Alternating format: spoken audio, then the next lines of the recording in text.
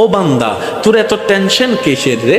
আমি আল্লাহ তো তোর জন্য আছি। সুবহানাল্লাহ, আমি আছি না তোর? আরে যার কেউ নাই তাই না টেনশন করে, যার টাকা নাই সে টাকা নিয়ে টেনশন করে, যার অভিভাবক নাই সে অভিভাবক নিয়ে টেনশন করে, যার মোবাইল নাই সে মোবাইল নিয়ে টেনশন করে। আরে আমি আল্লাহ তো আছি, তো আমি আল্লাহ তো আছি, যিনি ইন্নাল্লাহ আলা কুল্লি শাইইন কাদির। আমি আল্লাহ রহমান তো আছি, আমি রহিম তো আছি, আমি গফফার তো আছি, আমি সত্তার তো আছি। সুবহানাল্লাহ, আমি গফফার তো আছি, আমি রাজ্জাক তো আছি। আরে আমি থাকতে তোর টেনশন কি? বান্দা বলে যে কথা তো ঠিক, যার নাই সে এনে টেনশন করে। আমার আল্লাহ যদি আমার থাকে, আমার তো টেনশন করার দরকার। তার মানে আমি এতদিন টেনশন করেছি, আসলে আমি আমার আল্লাহকে রাখতে জানি নাই। আমি আমার আল্লাহকে রাখতে জানি, আমি আমার আল্লাহকে ধরে রাখার মতো ধরে রাখতে জানি নাই, যার কারণে তো টেনশন আমাকে স্পর্শ করেছে। সেজন্য দেখবেন আল্লাহ ওয়ালা যারা হয়, মাথার উপর ছাদ নাই কিন্তু টেনশন ছাড়া মুখে হাসি আছে, পেটের মধ্যে খাবার নাই মুখের মধ্যে কিন্তু টেনশন ছাড়া হাসি আছে, যার উজ্জ্বল দৃষ্টান্ত এই পৃথিবীকে চাক্ষুষ ভাবে দেখিয়ে দিয়েছেন কারবালার ময়দানে ইমাম আলী মাকাম ইমাম হুসাইন রাদিয়াল্লাহু তাআলা। সুবহানাল্লাহ, পরিবার সবাই শত্রুদের তীরের ভিতরে ছিল, তলোয়ারের ভিতরে ছিল, কাফেলার মধ্যে খাবার নাই কিন্তু মুখে কোনো টেনশন নাই, পানি নাই কিন্তু মুখে কোনো টেনশন নাই, পরিবার শহীদ হচ্ছে মুখে কোনো টেনশন নাই। জগৎ জিজ্ঞেস করে, ও ইমাম হুসাইন, এই কঠিন মুহূর্ত আপনি এত খুশি মনে আছেন কিভাবে? ইমাম হুসাইন উত্তর দেয়, আমার মওলা তো আমার সাথে আছে, আমার টেনশন করার দরকার কি? বান্দারে, তোমার অন্তর যখন ব্যতীত হয়ে যায়, উপশম করার মতো কেউ থাকে না। দুঃখ ভুলার জন্য যখন তুমি তোমার আপনা মানুষের হাতটা ধরে দুঃখ ভুলার চেষ্টা করো, 2 দিন পরে দেখা যায় সে আপনা মানুষটাই অন্যের সাথে হাত মিলিয়ে তোমার সাথে প্রতারণা করে, তোমাকে ধোঁকা দেওয়ার চেষ্টা করে। কথা বলেন ঠিক কি না? বান্দারে, তুমি যখন অশ্রুসিক্ত নয়নে কান্না করতে থাকো, কার জন্য কি করেছি, কে আমার জন্য কি করেছে, সেই হিসাব মিলাতে মিলাতে বান্দা একবার দেখো না আমি রবের দিকে। সুবহানাল্লাহ, একবার তাকাও তোমার মনের চোখ দিয়ে আমি রবের দিকে। তুমি আমাকে ডাকো নাই কিন্তু আমি ফজরের নামাজ না পড়া সত্ত্বেও তোমাকে ফজরের নাস্তার ব্যবস্থা করে দিয়েছিলাম। সুবহানাল্লাহ, বান্দা তুমি আমার জমিনে দাঁড়িয়ে 1000 গুনাহ করেছো আমার আদেশ অমান্য করে, কিন্তু আমি তোমার পা ভেঙে দিই নাই, বরং হাঁটার জন্য শক্তি দিয়েছি।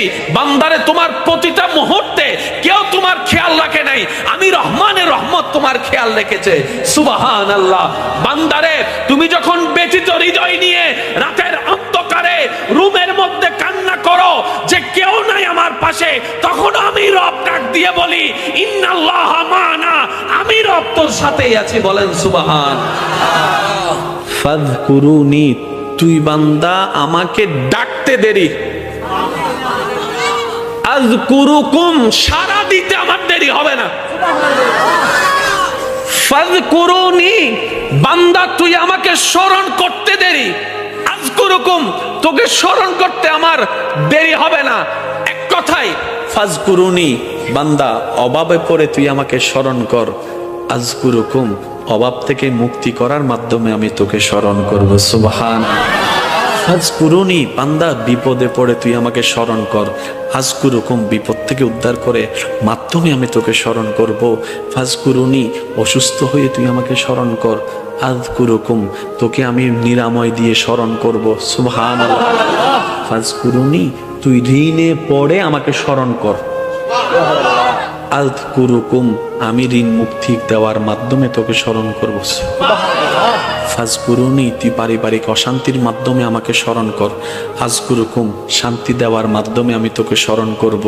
ফাযকুরুনি, বউয়ের অত্যাচার, স্বামীর অত্যাচার, এলাকার অত্যাচার, পরিবারের অত্যাচার, বাবা চাচা মামার অত্যাচারে তুই ধৈর্য ধরে আমাকে স্মরণ কর, আযকুরুকুম, বিজয়ের দেওয়ার মাধ্যমে আমি তোকে স্মরণ করব।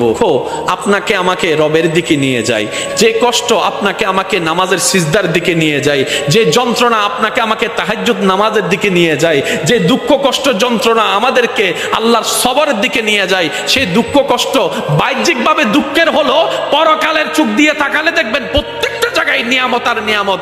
কেমন নিয়ামত? ওই দুঃখটা আসার কারণে আপনি ধৈর্য ধরেছেন, ধৈর্য ধরার কারণে আল্লাহর প্রিয় হতে শুরু করেছেন। ওই ধনওয়ালা বেশিরভাগ পরিবারের সন্তানরা দেখবেন মা বাবাকে সম্মান করে না।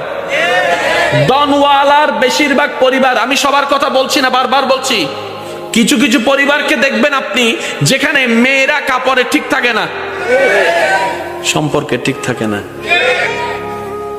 সেই তুলনায় তো আপনার পরিবার অনেক ভালো আছে। হয়তো খাবারের কষ্টটা হচ্ছে আর কি, হয়তো বেতনটা দিতে একটু কষ্ট হয়ে যাচ্ছে আর কি, কিন্তু ইজ্জত তো নিলামে তুলেন নাই, ইজ্জত তো নিলামে তুলেন নাই। যাই কিছু হোক, ইজ্জত নিয়ে তো আছেন। আর সবাই হয়তো এই কথাই একমত হবেন, একজন মানুষের জীবনে দুনিয়ার বিষয়ে সবচাইতে দামি সম্পদের নাম হচ্ছে ইজ্জত সম্মান। ইজ্জত সম্মানের চাইতে দামি কোনো কিছু হতে পারে? আপনি যদি আমাদেরকে সম্মান দিয়ে শাক দিয়েও বাদ দেন, আর যদি অপমান করে পোলাও রোজ বিরিয়ানি দেন, কথা বলতে হবে তো, অপমান করে যদি পোলাও রোজ বিরিয়ানি দেন এখানে যাবে না। আর যদি সম্মান দিয়ে একটু শাক দিয়ে লবণ দিয়ে বাদ দেন, ভাই আপনার জন্য অনেক মেহমানদারি করার ইচ্ছা ছিল কিন্তু আমার তো তৌফিক নেই, একটু ভাত আর লবণ, আপনি খুশি মনে খাইতে পারবেন, কারণ সেখানে আপনি সম্মান দেখেছেন, সেখানে আপনি ভালোবাসা দেখেছেন। সুবহানাল্লাহ।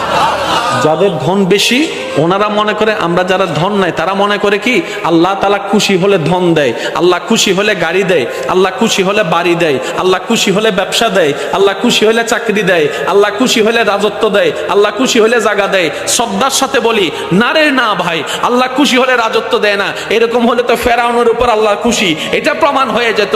আল্লাহ খুশি হলে রাজত্ব দেয় না। আল্লাহ খুশি হলে, খুশি হওয়ার নিদর্শন টাকা নয়, বাড়ি নয়, গাড়ি নয়। আল্লাহ যখন কোন বান্দার উপর খুশি হয়ে যায়, হাজার বিপদের মধ্যে তার অন্তরে আল্লাহ প্রশান্তি নাজিল করে, দয়া নাজিল করে, শান্তি নাজিল। আল্লাহ খুশি হলে শান্তি দেয় যে অনেক আছে, 3টা ঘুমের ওষুধ খাওয়ার পরও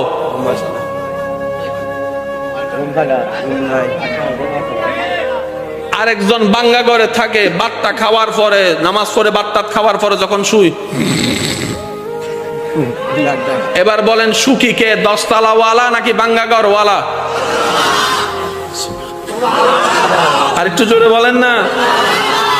10 কোটি টাকা ওয়ালা, জামাইয়ের সাথে বউয়ের দেখা হয় না, বউয়ের সাথে জামাইয়ের দেখা হয় না, এক টেবিলে কখন ভাত খাইছে খবরও নাই, কারণ স্বামী স্বামীর জায়গায় ব্যস্ত, স্ত্রী স্ত্রীর জায়গায় ব্যস্ত, ছেলে ছেলের রাজত্বে, মেয়ে মেয়ের রাজত্বে, সব আছে কিন্তু ওই যে একটা মায়া মহব্বত নাই। কারণ যা কিছু দরকার হয় হোয়াটসঅ্যাপে মেসেজ, পাপ্পা আমার এটা লাগবে, উনি এখান থেকে মেসেজ দেয়, ঠিক আছে ম্যানেজারকে বলে দিচ্ছি তুমি নিয়ে নিও, চেহারা যে দেখবে সেটা পর্যন্ত দেখা হয় না। অথচ আপনার সন্তানের একটা কলম লাগলো আপনার পিছনে 3 ঘন্টা করে, বাবা ও বাবা ও বাবা একটা কলম দাও না, ও বাবা একটা জুতা কিনে দাও না, ও বাবা একটা কাপড় কিনে দাও না। বাবা ডাকতেও আপনি শুনেন, আব্বু ডাকতেও শোনার শান্তি আপনি পেয়ে যাচ্ছেন এই গরিবী জিন্দেগির মধ্যে। সেজন্য মনে রাখবেন, গরিবিটাও পরীক্ষা, বড় লোকিটাও পরীক্ষা, বুঝার জন্য বড়, দন থাকাও পরীক্ষা, দন না থাকাও পরীক্ষা। কিন্তু আপনি যদি বেশিরভাগ নবী রাসূলের, আল্লাহর ওলিদের জীবনীকে খেয়াল করেন, ওনারা দেখবেন গরিবী জিন্দেগিকে থেকে আপন করে নিয়েছেন। কেন?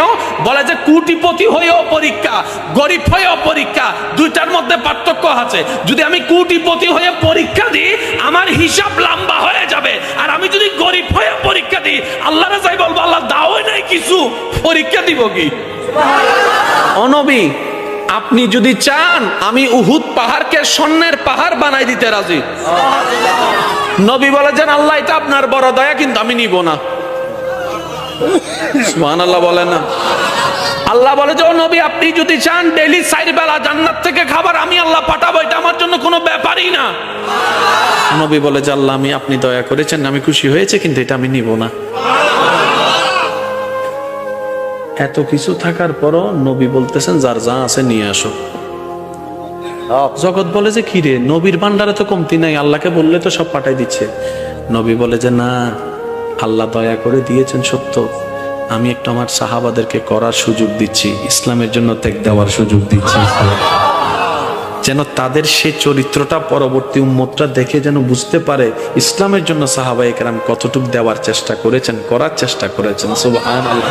আল্লাহর নবী বলে, আমার আল্লাহ আমাকে শুধু এক জায়গার ভিক্ষুক রাখছে আর সব জায়গায় বাদশাহী দিয়েছেন। নবী বলে, আমি মুস্তাফা শুধু আল্লাহর দরবারে ভিক্ষুক আর সব জায়গায় আমার আল্লাহ আমাকে বাদশাহী দান করেছেন, ইমামুল আম্বিয়া বানিয়ে দিয়েছেন। ও নবী, সাবি ব্যবহার করেন না, দয়া করে দিয়েছে, আমি রেখে দিয়েছি। নবী আপনি ব্যবহার করবেন না? ওই করবো তো। ও নবী কখন করবেন? ওই হাসরের ময়দানে। ইয়া রাসূলুল্লাহ, হাসরের ময়দানে ব্যবহার কিভাবে করবেন? তখন নবী বলে যে হাসরের ময়দানে আমার গুনাহগার উম্মত যখন জাহান্নামে চলে যাবে, তখন আমি আল্লাহর দরবারে সিজদায় গিয়ে বলবো, আল্লাহ তুমি আমাকে এটা দিয়েছো, আমি নিই নাই, এটার বদৌলতে আমার উম্মতকে জান্নাত দান করো, আমার উম্মতকে জান্নাত দান করো। আল্লাহ তুমি স্পেশাল দোয়ার ব্যবস্থা করেছো, অন্যান্য নবীরা দোয়া ব্যবহার করেছেন, আমি দোয়াটা রেখে দিয়েছি।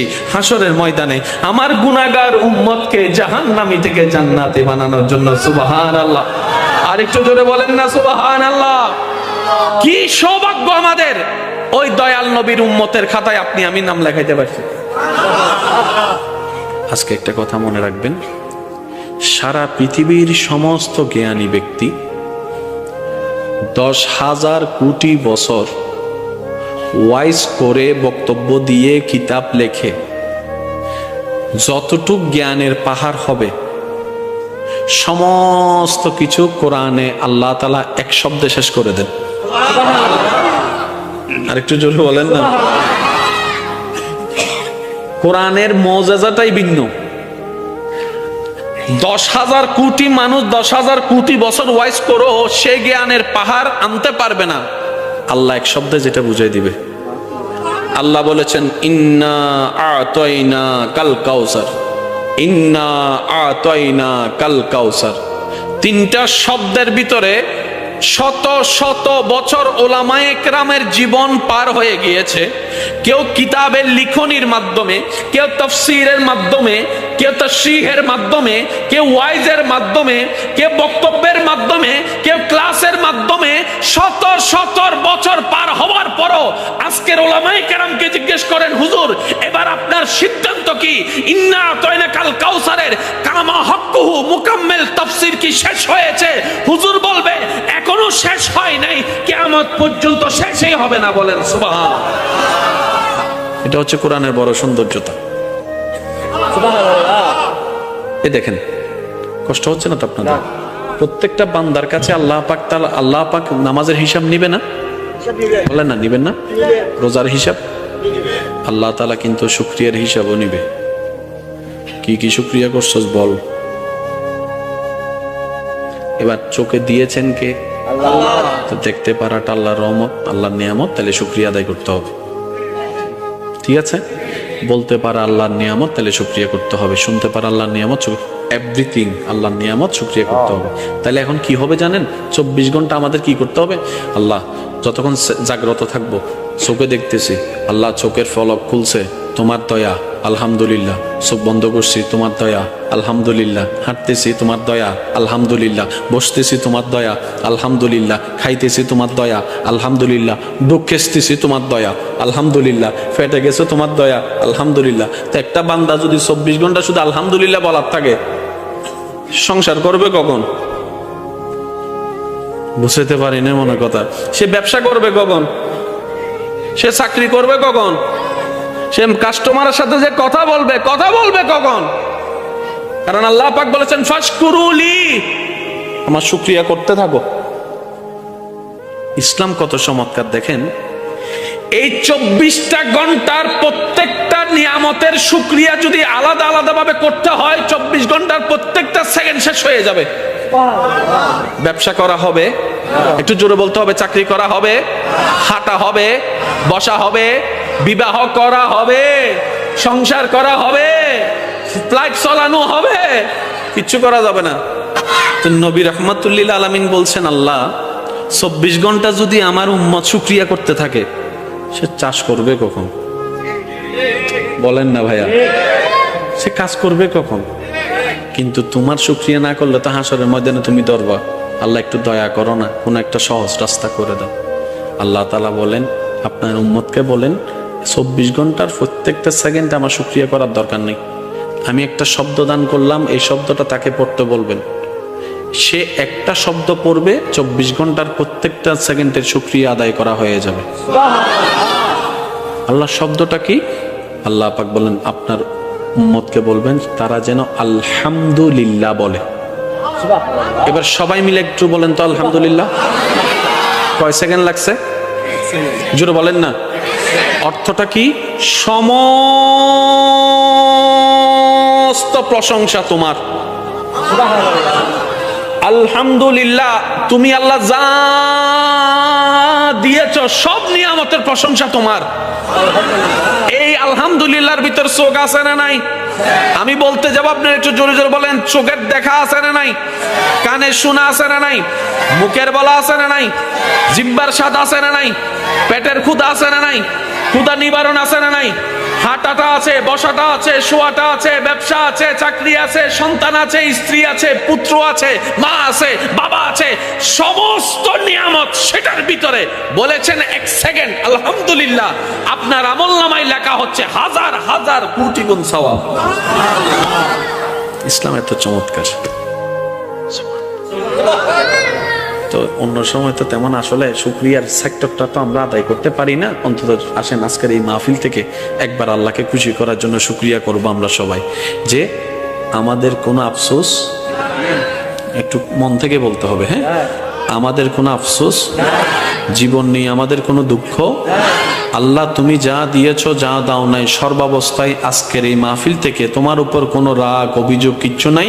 আমরা খুশি মনে সবাই বলছি আল্লাহ তোমার প্রশংসায়। আওয়াজ দিয়ে বলুন, কি বলবো? আর একটু জোরে বলেন। একটু আওয়াজটা এখান থেকে যেটা দিচ্ছেন সেটা একটু কষ্ট করে এখান থেকে দেওয়ার চেষ্টা করেন। আরেকবার বলেন, আরেকটু মহাব্বতের আওয়াজে। আল্লাহ আমাদের কোনো দুঃখ, আমাদের কোনো আফসোস, আমাদের কোনো চাওয়া, আমাদের কোনো পাওয়া তুমি যেভাবে রেখে খুশি, আমরা সেভাবে থেকে খুশি। আল্লাহ তুমি যা দিয়েছো তা আমাদের পাওয়ার চাইতে বেশি দিয়েছো। তোমার দরবারে শুকরিয়া, আলহামদুলিল্লাহ। সৃষ্টির জগতে দেনওয়ালাকে আল্লাহ। আল্লাহর প্রিয় বান্দার ভিতরে সবচাইতে প্রিয় হচ্ছে মানুষ। মানুষের মধ্যে প্রিয় হচ্ছে মুমিন, মুমিনের মধ্যে প্রিয় হচ্ছে নামাজি, নামাজির চাইতে প্রিয় হচ্ছে যে যারা তাকওয়াবান নামাজি, ওনাদের চাইতে প্রিয় হচ্ছেন আল্লাহর কাছে হচ্ছে আল্লাহর ওলিরা। আল্লাহর ওলিদের কাছে, আল্লাহর কাছে যিনি প্রিয় তিনি হচ্ছেন নবীরা, এই আপনার তবে তাবিরা। তবে তাবির চাইতে প্রিয় হচ্ছে তাবিরা, তাবির চাইতে প্রিয় হচ্ছে সাহাবিরা, সাহাবির চাইতে প্রিয় হচ্ছে নবীরা, নবীর চাইতে প্রিয় হচ্ছে রসুলরা, রসুলের চাইতে যিনি আল্লাহর কাছে একক প্রিয় তিনি নবী রহমাতুল্লিল দেনওয়ালাকে আল্লাহ। যার ভান্ডারে কমতি নেই উনি কে? কুল কায়নাতের বাদশাহী দিতে পারেন কে? ওই আল্লাহর বন্ধু হচ্ছে আমাদের নবী। অথচ সেই নবীর জীবনেতে দেখা যায় 2 বেলা ভাত নাই, 3 বেলা ভাত নাই, 4 বেলা ভাত নাই, 3 দিন খাবার নাই। নবী যদি একবার বলতেন আল্লাহ আমি কিচ্ছু করব না, মূসা নবীর উম্মতকে তুমি মান্না সালওয়া দিছো, সুবহানাল্লাহ বলেন। মূসা নবী তোমার প্রিয়, আমি তোমার বেশি প্রিয়, তো মূসা নবীকে উম্মতকে যদি তুমি টাইমে টাইমে মান্না সালওয়া দাও, আমি কি কোন অংশে কম নেই? আল্লাহ আমি কিচ্ছু করব না, টাইমে টাইমে যেন খাবার তোমার দয়া এখানে চলে আসে। ইমানে আওয়াজ দিয়ে বলেন আসতো নাকি আসতো না? কিন্তু সেই নবী, যে নবীকে আল্লাহ জান্নাতের মালিক বানিয়ে দিয়েছেন, ইন্না আতাইনা কাল কাউসারের নিয়ামত দান করেছেন, যে নবীকে আল্লাহ তাআলা ইন্না আরসালনাকা শাহিদাও ওয়া মুবাশশিরাও ওয়া নাযীরা দান করেছেন, যে নবীকে আল্লাহ তাআলা রাহমাতুল লিল আলামিন বানিয়েছেন, সেই নবী ঘরে খাবার নাই।